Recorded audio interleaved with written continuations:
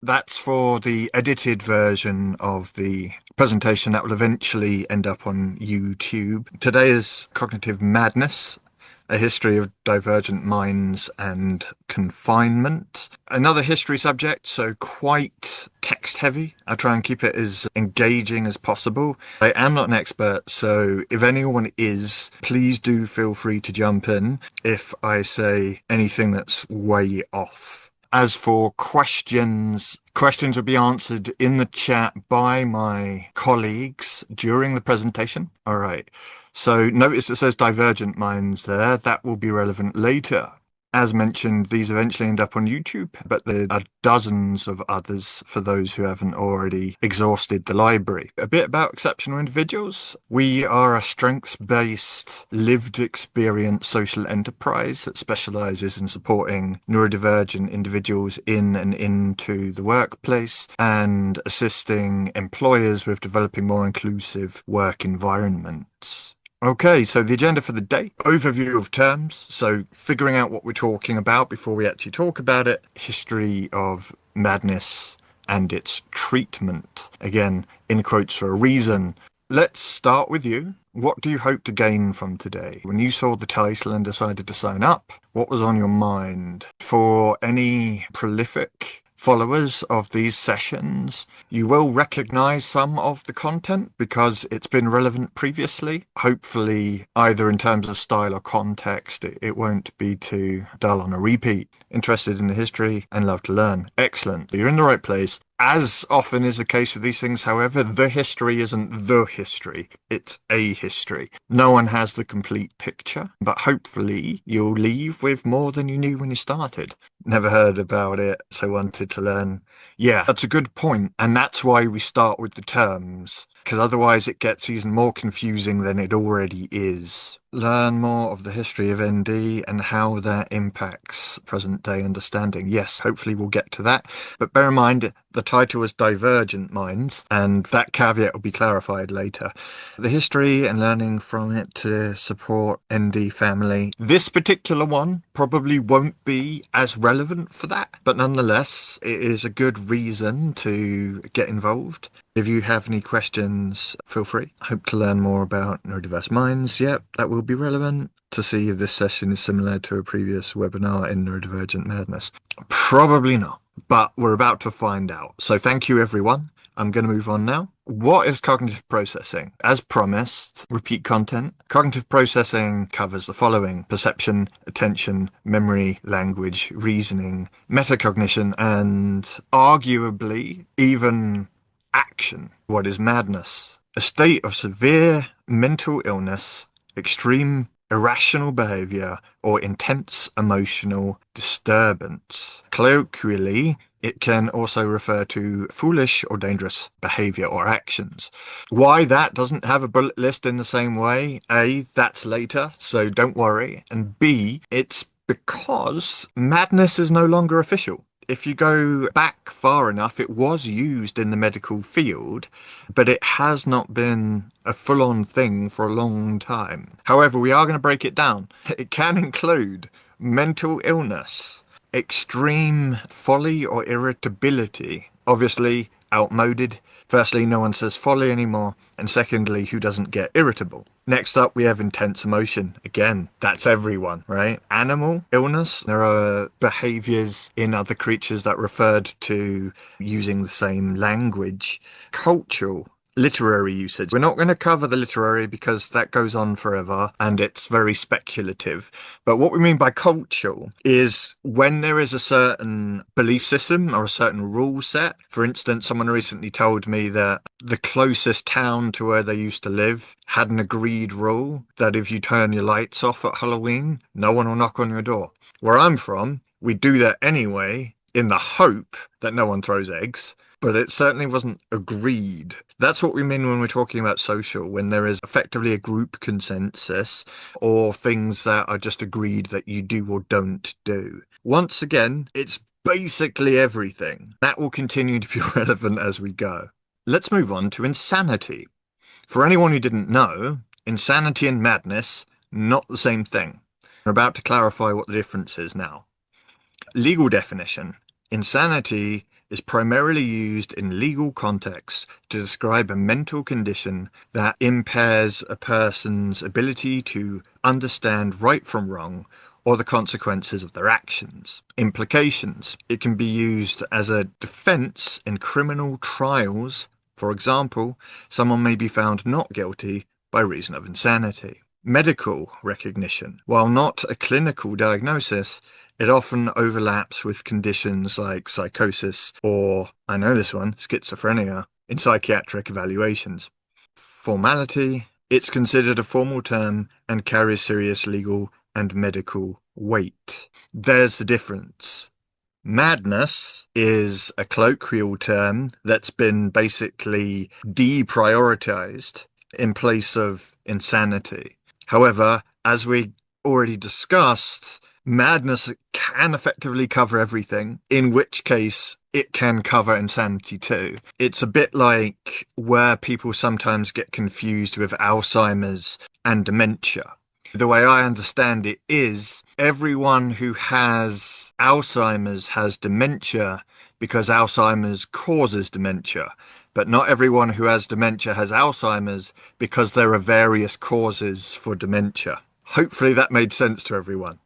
What are the key differences between madness and insanity? It's a question. Legal, medical, neurological, neurodivergent, anatomical, brain size, or definitional.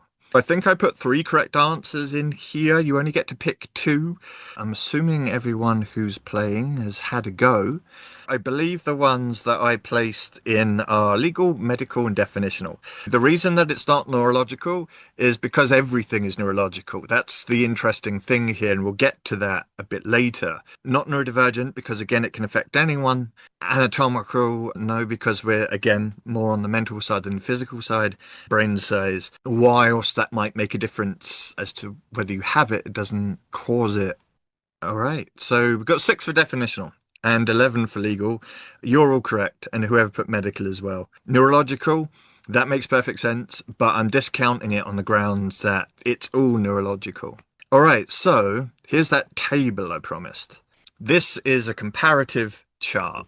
With insanity, it's a legal term. It's got official basis. Madness is broader and colloquial, so no legal defense. Context of use. Insanity, also used in a forensic sense. Again, we're talking about specific, narrowed in detail, whereas madness is common in everyday language and, as mentioned, quite loose. It can include things that would qualify as insanity, but in and of itself does not count. Medical recognition. Whilst insanity is not a specific condition, it's recognized as being related to specific conditions, such as forms of psychosis.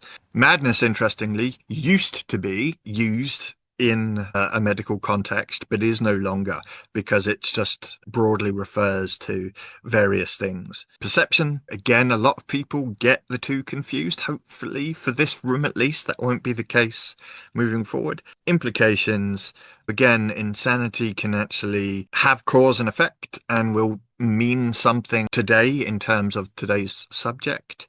However, the contemporary version of madness, someone might be accused of it or claim to have it, but it's not going to be what you're ever diagnosed for, or by extension, condemned or isolated for. All right, and lastly, synonyms. Again, those are going to cross because madness is effectively used as a catch-all, as opposed to the specific conditions that insanity is used for. However, other related phrases include lunacy, craziness, and derangement. All right, so this is the promised map of madness. As I said, I didn't count cognitive earlier because, as far as I'm concerned, it's all cognitive, right? It's all neurological. Emotions are cognitive in the sense that the brain is the housing for those functions. Neurological, again, the brain, cognitive, and cultural, as we discussed already, is more of a group thing. Today we're focusing on the top one. Cognitive madness involves distortions in thought processes, such as delusions, hallucinations, or disorganized reasoning. It's often seen in conditions like schizophrenia or psychotic episodes. where individuals lose touch with reality or form beliefs that defy logic. These disruptions stem from faulty perception, memory, or interpretation, making cognition the core driver of the madness. Again, take the term madness with a pinch of salt, and that can cover a lot of things, but nonetheless, that's what we're discussing. That's what cognitive madness is, and that's what people would have been effectively incarcerated for in the past. Notice it also mentions memory. Once again, things like Alzheimer's and dementia are also very memory focused. You can also see the other definitions below and how they differ. History. This is where things start to formulate. Starting with the medieval, as we always do. Charity and sin. We're talking the church, basically. They were the authority of the time, in which case everything went through them, including care. I came across an interesting phrase I wasn't familiar with before, which was holy fool, and that is related to this. Bear in mind that even if you do present with something, a behavior that's regarded as atypical, if you're aligned with the people who make the decisions, then they might not mind. Apparently, quote unquote, crazy people made profits on the grounds that their craziness was geared in religious context, which was appealing to the authority. Nonetheless, really important to bear in mind. Another thing that's come up in the past that is relevant now is that for a long time, religion as law was quite strict, and any stepping away from that, particularly publicly, could result in severe consequences, one of which being locked up. If you go back far enough, there were no institutions yet, so effectively we're talking prison.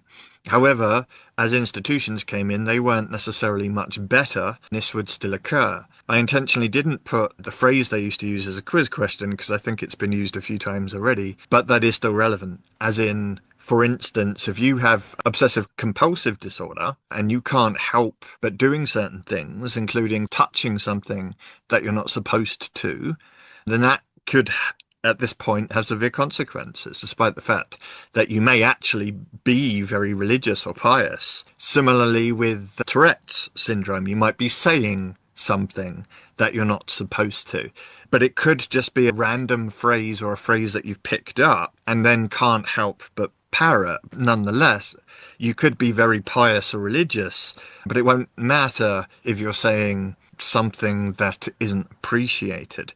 In other words, we think we have a slippery slope now, but back during the religious age, that would have been much stricter. Apologies for the numbering scheme, it seems to have gotten skewed.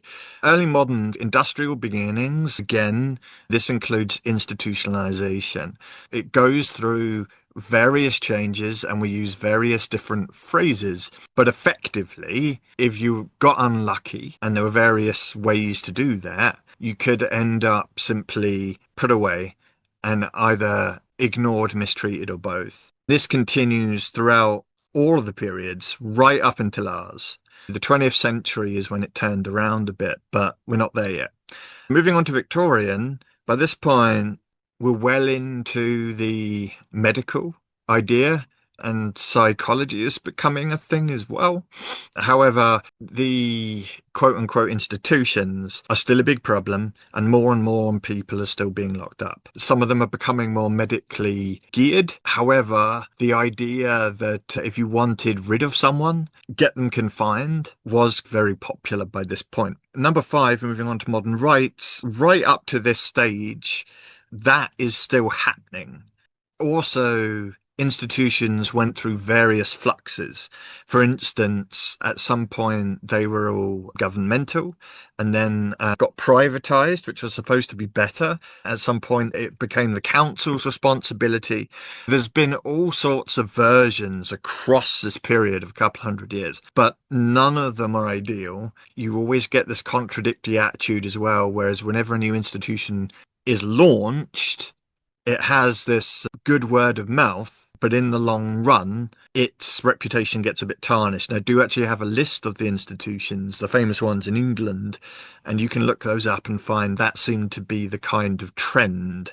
As I mentioned, on the tail end of modern rights, we actually have the social movement, which is effectively, as many of you will remember, the idea that the medical model demonizes things and tries to cure them or cover them up rather than support them in terms of disability. Neurodivergence included in that context, of course. Whereas the social model posits that providing the type of support that each individual needs in order to function is not just the more humane thing to do, but it's also the healthier and more socially responsible thing to do. Now we get to 6. Someone asked earlier about what the future holds. The thing is, now AI is a good example of this. We're so reliant on our technology now that we've gone, although the social approach is here to stay, that's certainly been seen in the last decade regarding neurodivergence in terms of what's available and employers' awareness and so on.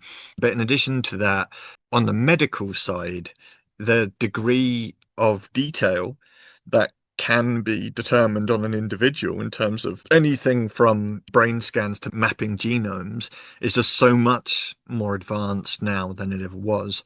That's the way we're going. Again, AI is a big part of that. However, back to the tail end of the modern rights era, all of the institutions got closed down. However, there is an argument about whether that was done for the safety and care of the individuals or whether it was to save money. I'd leave you to decide for yourself, but that was a thing. And policy, very exciting. Here are a few examples. What was in place during that period? We have the Madhouses Act. These are all UK, by the way. Madhouses Act 1774. That's country asylum, for the record. 1808, make a note, April. Idiots Act 1886, Lunacy Act 1845, Mental Health Act 1959. You can see by some of these titles that the things that we would find very offensive or disrespectful or targeting or triggering now were actually officially in law in print. These two are slightly different. For instance, idiot has its own fixed definition. Starting with the Madhouses Act, purpose was to regulate private madhouses. I mentioned before, privatization was a big thing at mid-stage, and what that meant was anyone could stick someone in if they could afford it. There was a countermeasure made by the government, even though that was seen as only a half measure. They said they would regulate them, but did they really? Nonetheless, that's what that was for. The County Asylum Act, as I mentioned, at some point, it was decided that each area needed their own asylum. So allowed counties in England and Wales to establish public asylums. That was about only 30 years later. Lunacy Act, overhaul and centralise mental health care across England and Wales. Again, this is the idea of social care coming into the actual official medical care. We're slowly moving towards what we're familiar with. However, once again, how well it worked in reality, we're going to talk a little about a bit later. Idiots Act, again, each thing means its own thing. The purpose was to distinguish between idiots, congenital intellectual disability, and lunatics. So mental illness as defined at this point in time. Once again, that would be declassified into madness later. Madness as a useful phrase went down and mental illness went up. All right, hopefully that all made sense and everyone's got their pads out. And this is an answerable question. Is there anything I'm missing? By extension, is there anything I've said that seems totally incorrect? Please do tell me if so. Would like some insight on developments outside of the UK. Okay, so it was pretty similar, to be fair, in terms of the big push for asylums, in terms of that several hundred-year supremacy of them, regardless to whether you called them asylums or something else. It was somewhat all over the place. In terms of impact and what was done about it, that will differ, but that's a different history, I'm afraid. But if anything outside of the UK does spring to mind, I will absolutely raise it as we go. Palantir and technoviolence versus neuro-resilience. Hopefully you're telling us something, not asking something, because I can't answer that offhand, I'm afraid. The persistent trend for women to be committed for being difficult by fathers and husbands. Yes, that will come up. Again, that went on effectively until the 1960s because you could still incarcerate people, although under a different name. By that point, we were well into things like electroshock as well. So thank you for raising that. All right, so who's been paying attention? The UK Madhouses Act was instituted in what year? Was it 1615, 1700, 1774, 1809, 1846, or 1909? Five people are very confident. Six people. Not sure how many are in the room, but I'll take that as a majority share. I can confirm that you are all in fact correct. Notable cases. Hopefully this will be relevant to a few of the things that some of you have raised already. These aren't in date order, and these aren't people that you're necessarily aware of either, but they were picked for their impact in post, as in not just what it did to them, but the reaction to what happened to them. Starting with John Nash, who was diagnosed with schizophrenia. That's not the birth year, by the way, that's the incarceration year. From 1959, they were in various times. Their background, Nobel Prize winner and mathematician, known for their work on game theory. Institutionalization, diagnosed with paranoid schizophrenia in the 50s, and spent time in psychiatric hospitals ever since. Legacy, the story was popularized in the film Beautiful Mind. If anyone does remember that film, they had a hard time of it, but they did in fact keep their academic career, which cannot be said for a lot of the other people on this list.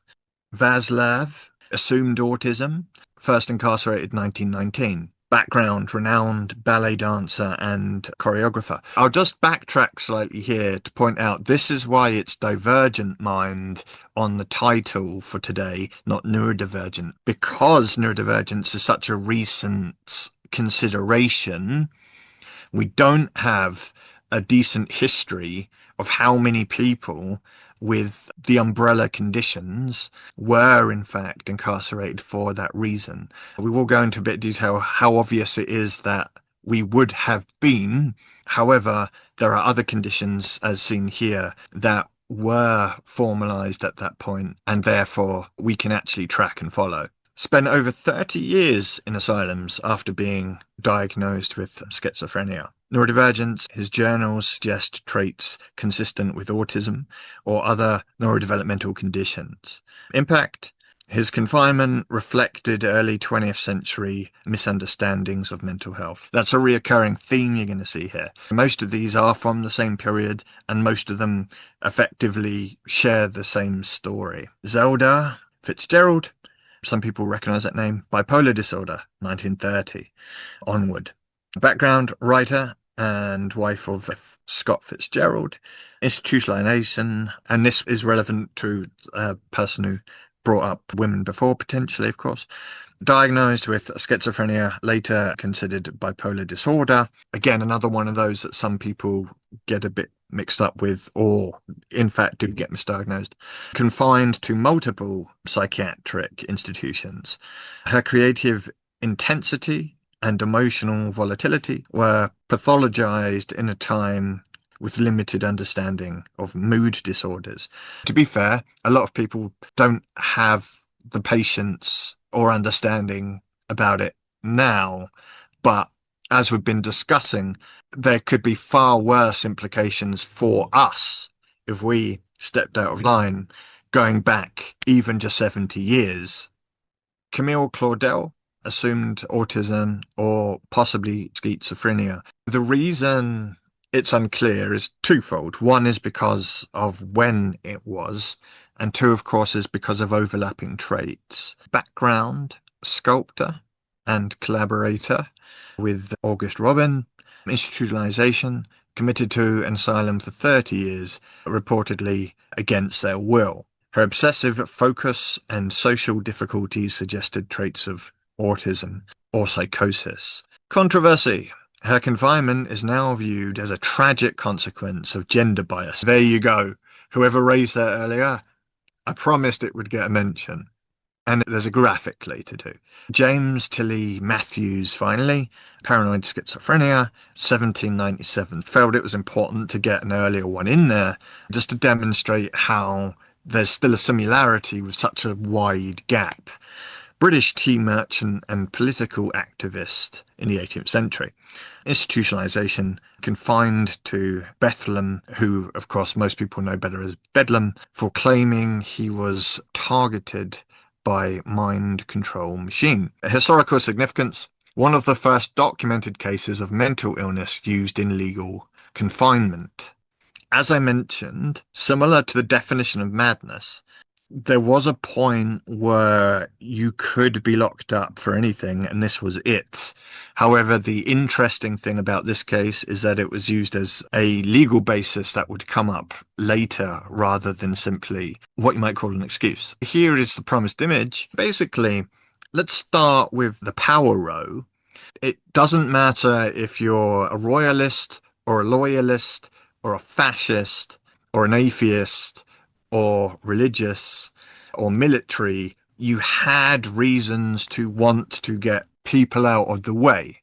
In some cases, it's going to be because it was cultural, right? If someone's coming from a different place or a different land or different ideas, there are people who aren't going to appreciate that. This is one opportunity to get rid of them. Women, as mentioned earlier, throughout history were easy targets, and this was no exception. Hysteria used to, in fact, be used as a medical term to lock people up.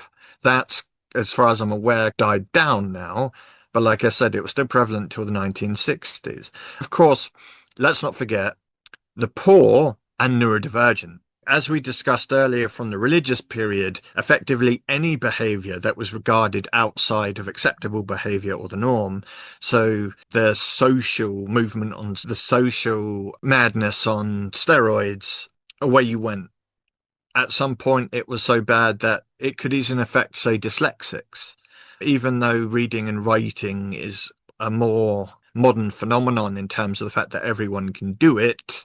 As I said, this stuff was going on right up until recently, in which case the poor ASD, that's autism, experiences would have been easy targets. So would mental health conditions like OCD, so would other neurodivergents like Tourette's, but eventually it would have filtered down the line to everyone. And that's often where a renaissance comes from, where things get so bad that there's no choice but for it to turn around. As I alluded, something called the Poor Laws came in during this period, this extended period, where effectively you could be locked up for not having money as well. Locked up is colloquial, of course, but hopefully you take my point. All right, what condition kept on coming up as madness? There's been a lot, but there was one in particular that's popped up the most during our journey today.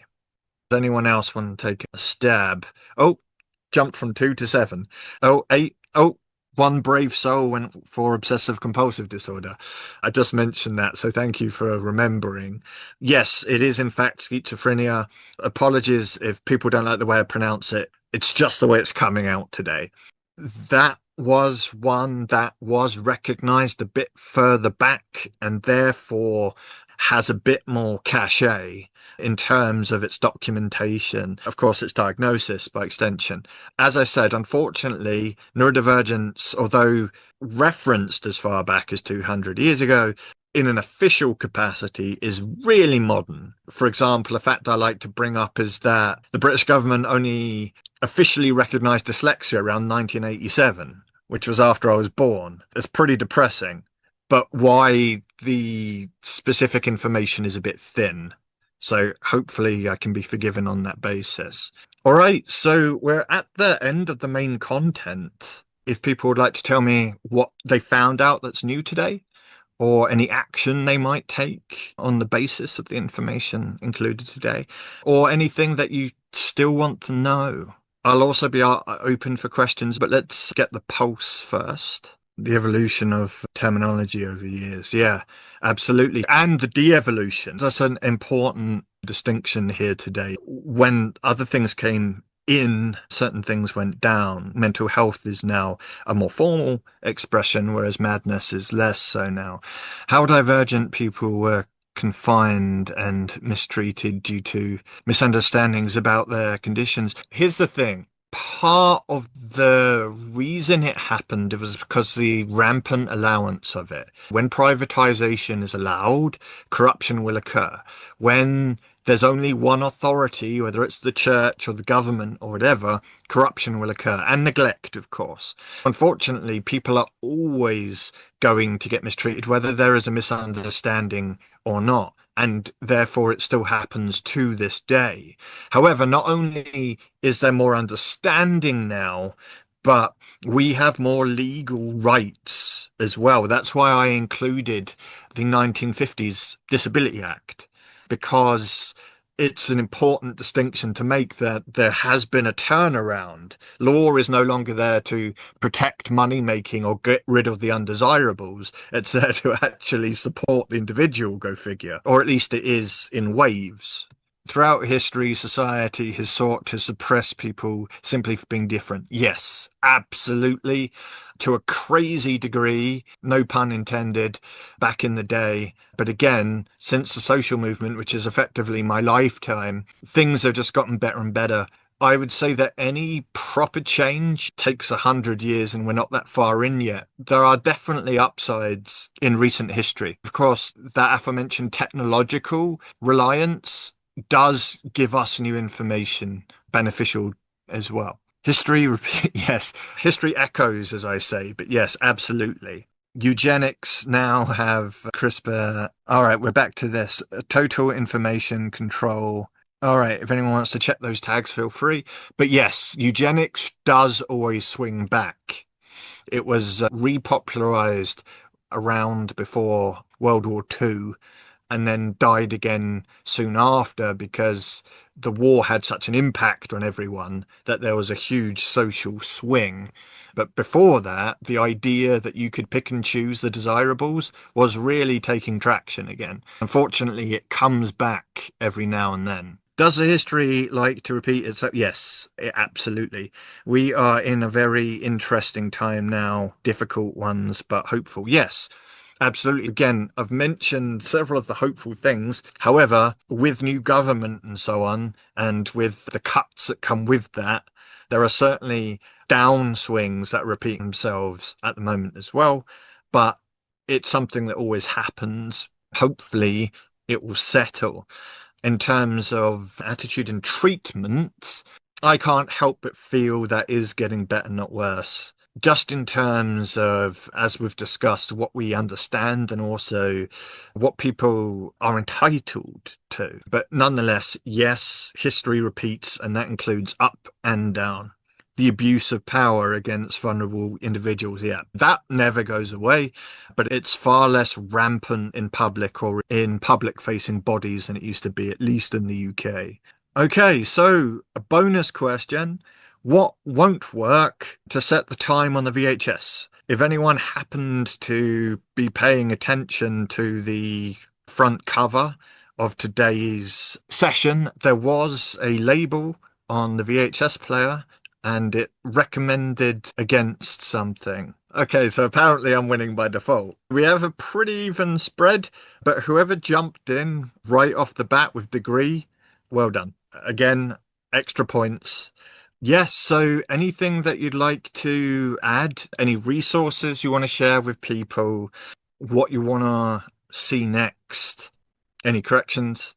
Bring it on. Again, this is a community. We like people to be able to share and connect, and I like to hear what people thought.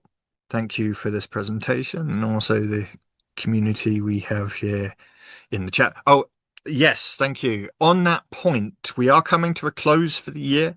I believe my colleague Ruth Ellen has one final session coming up. That is it. However, if you do want to see more of these, please do tell us. Please do leave reviews. Please do chat on the socials. Not only are we interested in hearing specifically what people want to see, but whether they want to see anything. And it is important in order to keep this sort of thing going.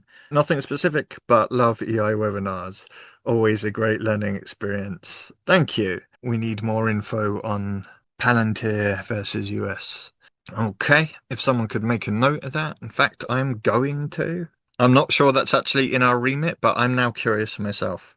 Thanks much. You're welcome. Asking FBI whistleblower. Okay, there's a link there. I cannot guarantee that anything shared in this portion is not a booby trap, so click at your own risk. But nonetheless, I did ask people to share, and that's what's happening. Brilliant Minds on Peacock is interesting. Okay. Peacock, I assumed that died a death. For anyone who hasn't heard of it, that's a streaming platform, TV style. Just a reminder of the importance of correct labels and identifiers. Yes, hopefully that isn't a criticism. I do agree. I know some people don't like the phrase label as if it's a bad thing. I completely disagree. We have a phrase here, wherever it came from originally. Labels are for jars, not for people. The reason for that is because all a label is supposed to do is tell you what something is. It is not the be all and end all. However, it is really important to know what something is. For instance, if it's poisonous, it's important to have the skull and crossbones so that I don't drink it. So labels are not bad inherently. It's treating the labels as if they mean something beyond that is the issue. I think that's this page cleared. So we'll move on. If not already, follow our LinkedIn. If already, feel free to log in and say what a job I did. Insert opinion here. Jess, are there any questions I need to answer from the chat? I think we've been addressing things as we go along. Someone has made a reminder here. June 16th is Neurodiversity Pride. I thank everyone for attending. As I mentioned, this is my last appearance this year. Thank you so much to everyone for all of your interest, support, and interaction. Hope to see you all next year. For anyone who was in for a first time, hopefully I made a good impression. Everyone have an excellent holiday period for when it comes up, assuming you're taking Christmas off. All right. Ta-ra.